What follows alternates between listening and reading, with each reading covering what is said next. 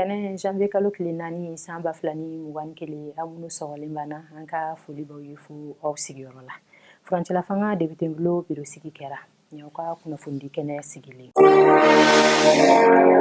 Mali furancɛla fanga député bulo mɔgɔw y'u ka ɲɛmɔgɔ biro sigi alamisa décembre kalo tile 21 san 2020 Bamako lajɛkɛsoba CICB la. U ye député bulo ɲɛmɔgɔba dankanw sigi ka baarakɛjɛkulu fana sigi.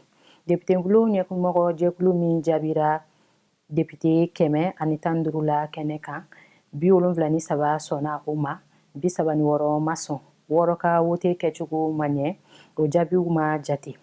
Asarid Ag Ambarkawani kɛra bulonba ɲɛmɔgɔ dankan fɔlɔ ye. Ɲɛmɔgɔ dankan filanan kɛra Hatuma Gaku Jiginɛ ye. Mohamed Ag Intala kɛra ɲɛmɔgɔ dankan sabanan ye. Isa Kaojim kɛra ɲɛmɔgɔ dankan naaninan ye. Madame Jara Araki Tala kɛra ɲɛmɔgɔ dankan duurunan ye.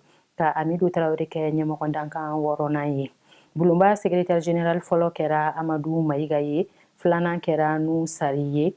Amadou Jalo kɛra sabanan ye. Sori Kaba Jakite kɛra naaninan ye.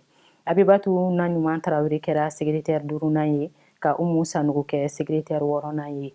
Bulonba kɛsutigi kɛra Nu Dabitaw ye. Ka Adama Ɲareko dankan ye.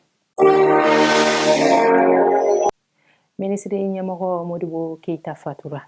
Furancɛla fanga ministre ɲɛmɔgɔ ye laseli kɛ k'a jira ko Mali ministre ɲɛmɔgɔ kɔrɔ Modibo Keita fatura sibiri janvier kalo tile 2 san 2021 Maroc jamana kan k'a si to san 78 na.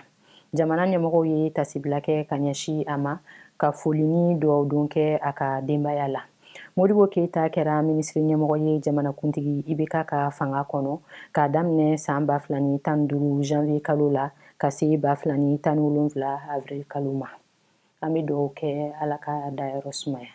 Nin bɛ dan sigi an ka bi kunnafoniw na aw k'an bɛn sini ni kɛnɛ in kan.